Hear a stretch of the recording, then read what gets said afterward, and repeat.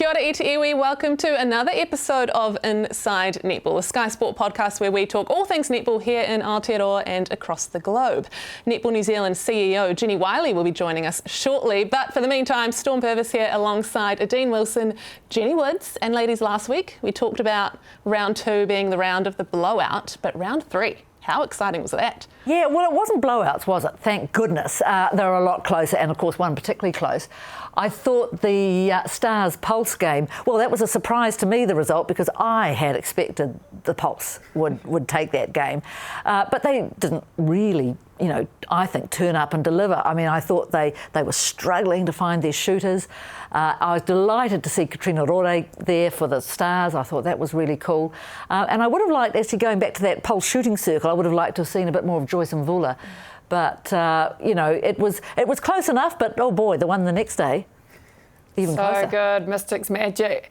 We've sort of talked about the fact that we thought the Magic would be the spoilers, like they would come out and win the odd game. Waiting for it, weren't we? We were waiting for it, and what a time to nail it against the Mystics. And didn't they beat the Mystics last year as well? I feel like Magic lost to everyone but beat the Mystics last year. They did, it was their one win, I think, and the year before. I know. And it's always in Hamilton as well. I've been on the receiving end of one of those losses as well. Yeah, you're right. So I'm not sure what that is about. But anyway, it made for a very exciting netball. But if we also talk about that Stars Pulse game, what I liked about that game is, okay, Vula didn't come on again, but Amelia Walmsley got a really good taste of how physical netball can be. Kalira Nawai Thau, she was on because there was no Ali Timu there, and she really, she tested Amelia, and that's what you want, and that's what the Silverfin coaches want from this competition, is those individual battles, and I think those two certainly had that.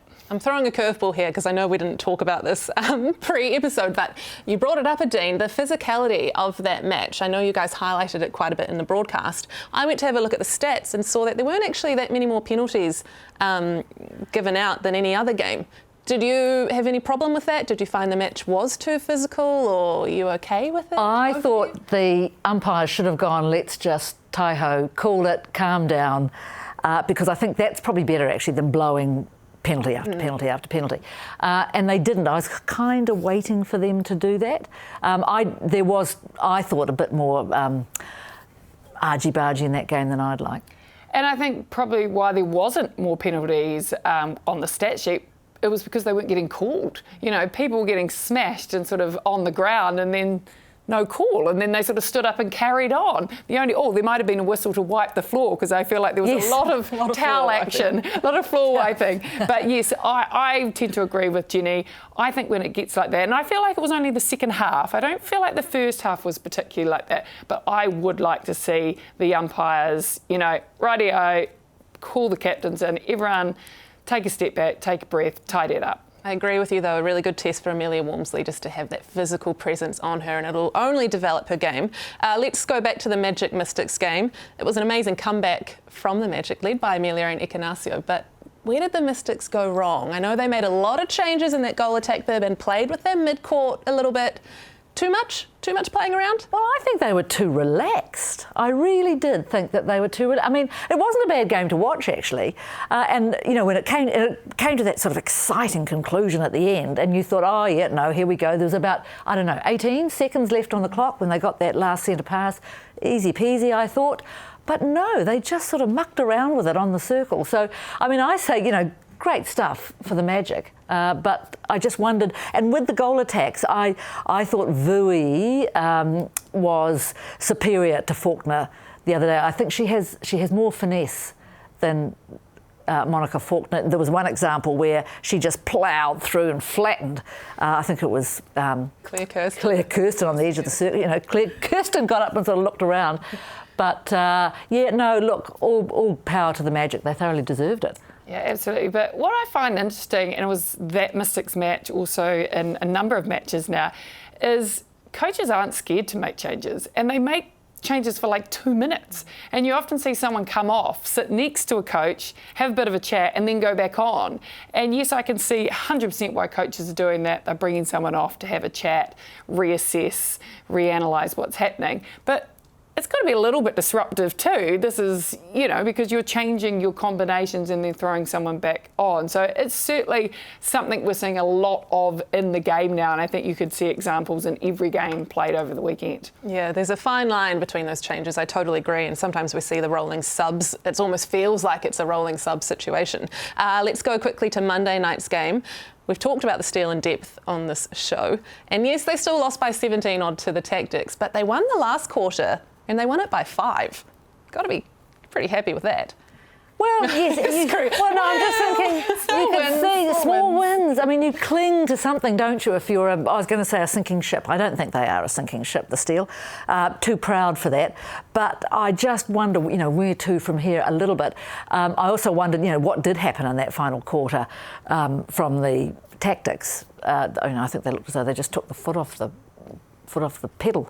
Because they brought Savvy Tui on, and we know she's coming back, and she was an influence in that last quarter. Will she be enough to step up for the Steel for the rest of the season? I'm not sure. I'd like to throw a curveball out there. I'm still been looking around the world, thinking who can we bring in, and then what did I see on social media this week? Catherine Tui-Vaitai. She's coming to Australia. She's coming to Australia, Jenny. Oh. She's playing in the Sapphire League. Doesn't start till April 22nd. But I don't know. Can we see her in Steel colours for a couple of weeks? You're screwing up your face. Well, I am, and no disrespect to Kat, but and coming back to the ANZ, I don't know. But is that the way we should go back to who's been before? You liked Katrina Naughty. So yes, but she's been playing. Well, she just about played last. A baby got in the way. Come on. 2 years off. Well, that's 2 years. Yeah, but should you be playing in England? Yes, but that's playing in England, not here. We're doing an SOS situation here. Yeah. It's not we're just trying to help the Steel in the short term. Yes, but I still wonder if they are doing the right thing. You bring through the players you're developing. Tangavaya, she's been up and coming for quite a while. So, but I wonder if you do. What message does that send if you just say, no good? Oh, Kat, come on, please. Yes, I totally get it, because we want a pathway and we want these young girls coming through. But can't you get a bit of both by having some experience come in and you can play? Oh, well, actually, that's not bad option. She just did 60-kilometre walk. I think she's pretty fit. I reckon a few people would go and watch you too, but Jen and I, we're going to have great debates about this in the car on the way home. Well, I hope you had this great debate with Netball New Zealand CEO Jennie Wyllie, who's going to be joining us very shortly. But for now, let's take a look at what the captains from that game, Jane Watson and Te Hongereo Selby Rickett, had to say after the match. Very disappointing, to be honest. There's so many errors that we made, I think personally, that just let us down in that quarter. We only scored, I think, 6 goals or something. If we didn't have that lead, we would have been buggered, that's for sure. Yeah, it's definitely coming along. We've still got a lot to work on. Sometimes we're marking the same player, or we're caught a bit out of time. But we're getting there, and we've just got to pull our balls in and make sure we're still backing each other up. But yeah, we need to nail the little things, because I think we're letting a few too many things slip through. You must be impressed with that last quarter. It was a loss, but the last quarter you won by 5. Yeah, that was great. We'll take any quarter at this point, and I was really happy with how the girls fought. I just think we have patches, really great patches, and then we don't score for a long time. So looking at that and how we can break those flows and that momentum is probably something we need to work on heading into Magic on Saturday. Well, we're very lucky to be joined by Netball New Zealand CEO Jennie Wyllie now. And Jennie, on the back of our conversations around the Southern Steel, we talked about them last week, we've been talking about them today. Where do you sit with their situation? What are your thoughts on it? Well, it's never ideal to have big margins like that, but I actually think in the stage we're in terms of lead into World Cup and coaching depth, it's great to see some of our coaches put under different types of pressure. And this certainly is going to be the measure of the Steel. They've not started the way that they wanted to start. They're a really proud sort of sporting legacy down there. But we have seen each game they've progressively improved. Having lost a world-class player, it's not easy to replace. And as previous conversations have said, there's just not people waiting around waiting for the call. But I agree that we've got to have. Oh yeah, no, that's right. There's Adine. Remember, I can't shoot. Oh yeah, that's well, a slight issue. Everyone or on the couch can play netball anymore. No, but and that's why it's really important to bring the young people through, like Xavier Tui. I mean, she's come on. She's slowly on managed time, coming back from injury. So yeah, great to be able to put her out there again, build her confidence, and I think we've just got to get in and support this team. They will be hurting as much as anyone. So yeah, let's see how they go. They won the second half on Monday night, and be hoping for an improved performance as they go through.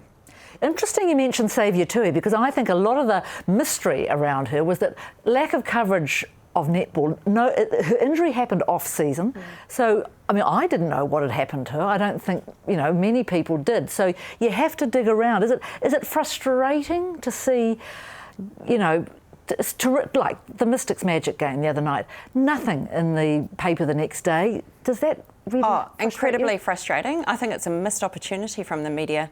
I mean, we talk all these platitudes about women's sport and 25% of the coverage, growing from 15%, but they're not taking into account the broadcast product out of Sky in those stats.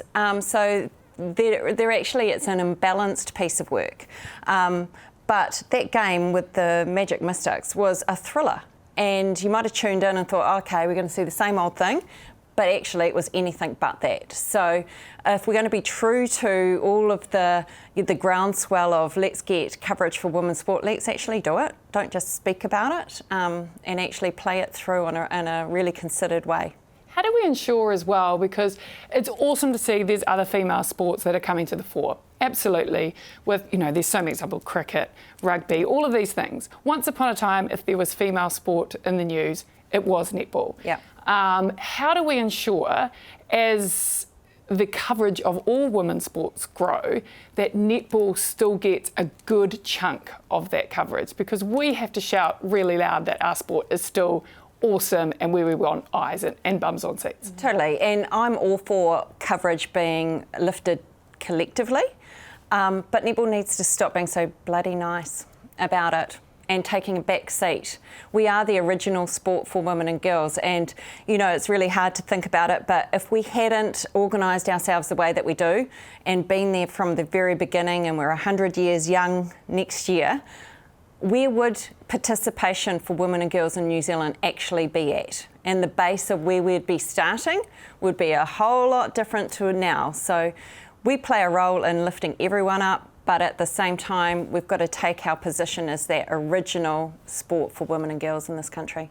See, one thing that really irks me is you look at, well, let's say cricket. You mentioned women's cricket. I think they get paid a lot of money and I'm not the biggest cricket fan in the world, but I know a lot of people watch men's cricket. I know their money comes from, I think, mostly the subcontinent rather,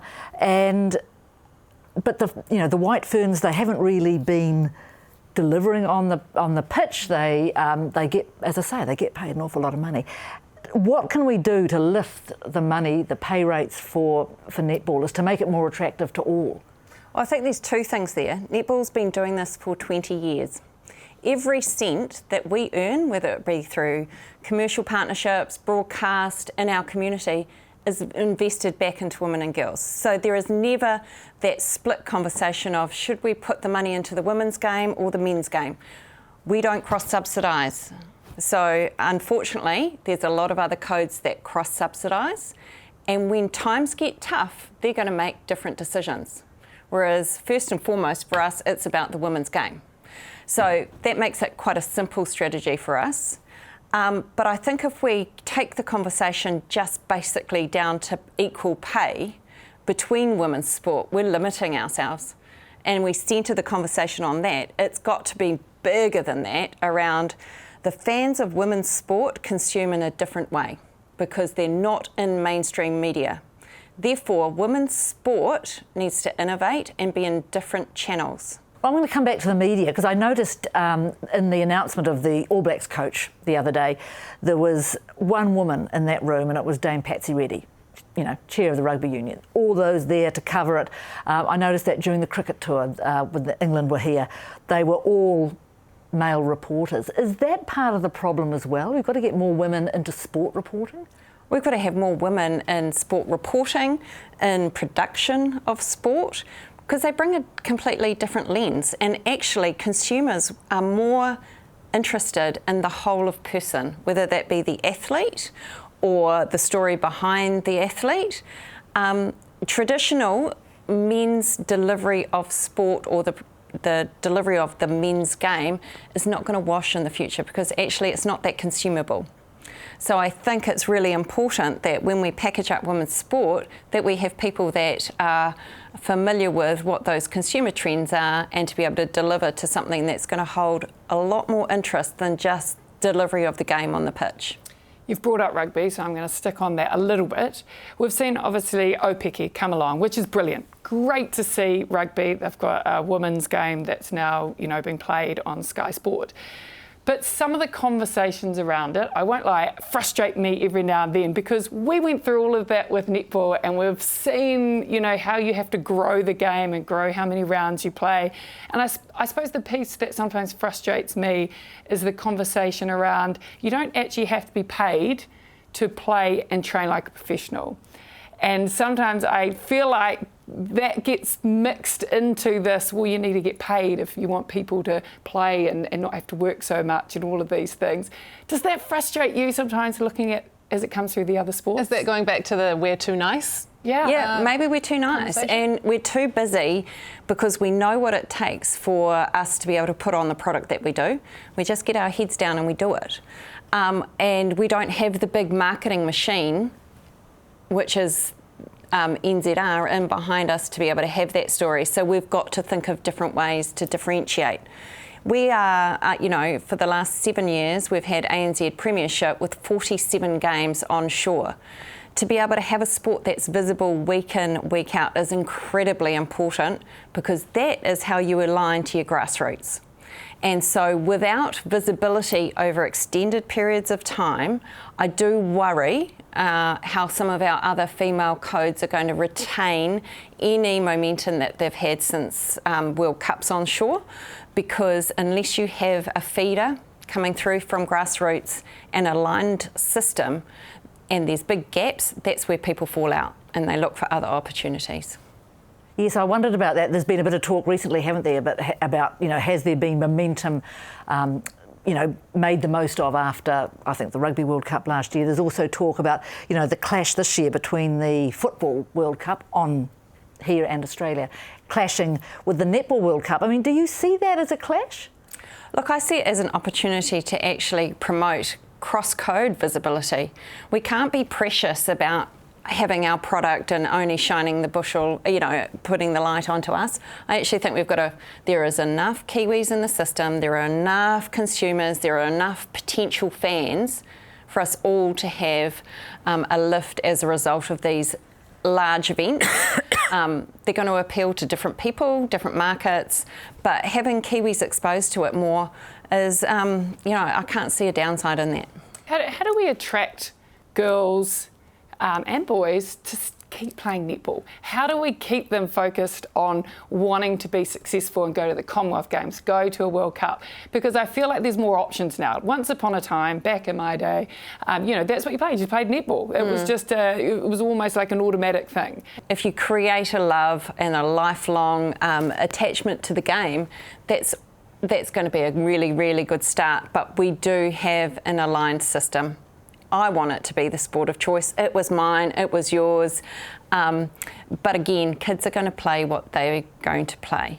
But I think as long as you're giving them the best experience possible, they've got every chance of continuing in. Are these issues, do you talk to like Kelly Ryan in Australia, Fran Connolly in England? I mean, are you all in touch? Yeah. Sort of throwing things around? Yeah, we've actually got probably the strongest relationship that we've ever had with our counterparts offshore, and we talk competitions and we talk future state and we talk the challenges and participation, and they're no different anywhere around the globe. So everyone is vying for the same person. I guess as a system, what we want is more kids playing, full stop. irrespective of the sport. I think we have to get beyond our own sport. Only the cream of the crop are ever going to get to that pointy end, and they're going to find their way there. But if you provide a good experience and kids are opting in as opposed to saying, oh look, it's a bit wet, I'm not going to go today, or it's a bit muddy, or parents are opting them out, and injury is going to become a big thing. Concussion is a big thing. So I think there's all these different things that are starting to play out at a macro level that will start to influence at the sport level. Jennie, thank you so much for your time. It's actually very encouraging to hear the sort of thought process and the depth of the conversations and thinking that Netball New Zealand is having behind the things that we want to talk about. So that's all we have time for today, but really appreciate you coming in and having a kōrero with us. Thank you. Thank you. Well, let's now take a look at what is coming your way for round 4. So for me, first game of the round, Steel versus Magic, both riding a little bit of momentum.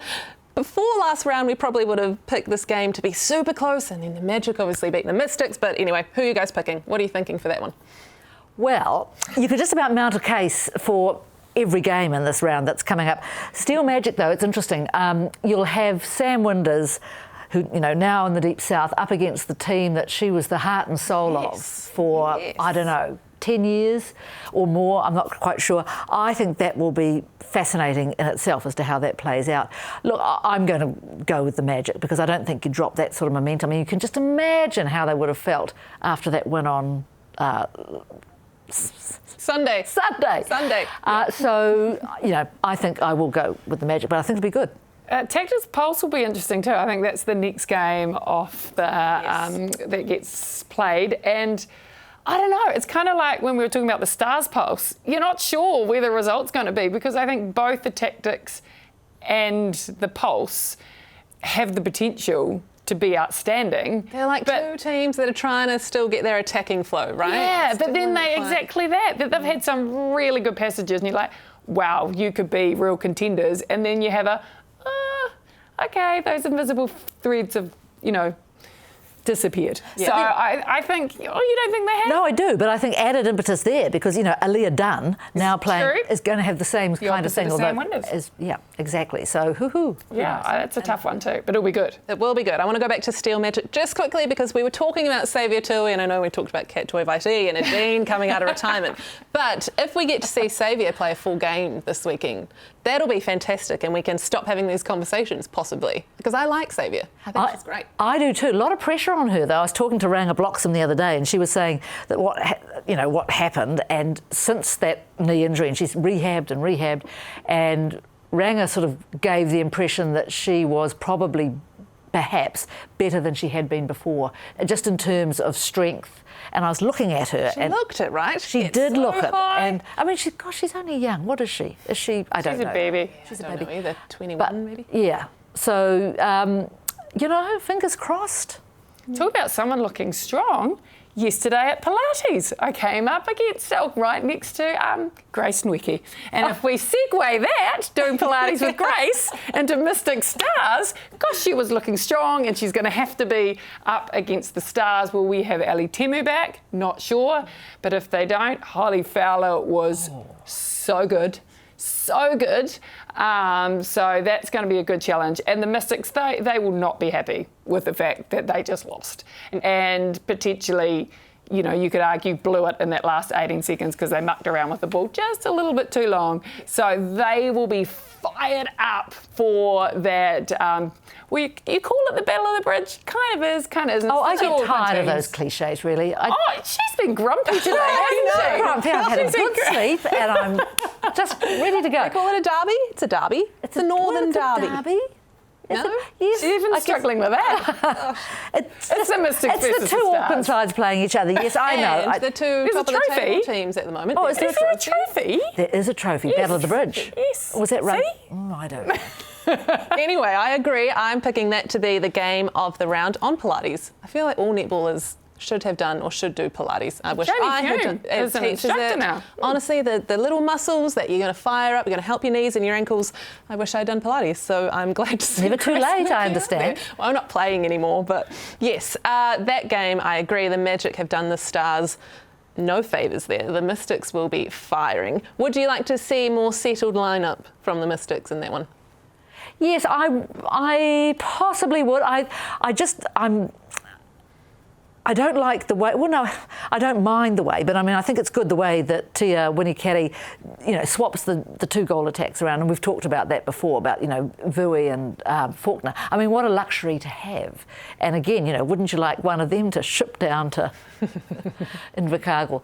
But no, I don't know. I mean, I think they're so wary about being caught out as they were last season, when right at the end, Wiki gets injured, and so I think that, are they overcompensating? I don't know. I think they're perhaps covering their bases. Yeah, who knows? Look, and then we've finished with Tactics Magic, so that's both of them. That's their second game of the weekend. That's always a challenge, there's no doubt about it, and that's when you do need a big bench, and it's helpful to have those players and options, because if people have tweaked something, and if we see another really physical match, you are bruised and battered. So that will be interesting. Look, I think all these girls are pretty damn fit, so I'm not seriously worried about fitness or anything, but it is always a challenge, because you are just a little bit, a tiny bit fatigued after a big match, and especially if you've been challenged. And the Tactics, I think in particular, could get really challenged by the pulse in that earlier match. Lucky for them, both those games are at home, and I say home, they're in Rangiora. Maybe a conversation for next week. Why are they there? Why are they not at have to get the map out. Arena? I know. Yes, find out where it is. We know there's always stadium issues for netball games in New Zealand, so maybe something to discuss. On that note, if you're watching at home, have anything that you want us to dive into, to get into the nitty-gritty topics about netball here in Aotearoa, we'd love to hear from you. We really like getting into it, having these robust conversations, Adine and Jennie in particular. Great to have you guys here on Inside Netball. But that is all from us here today, and we'll see you next time on Sky Sport.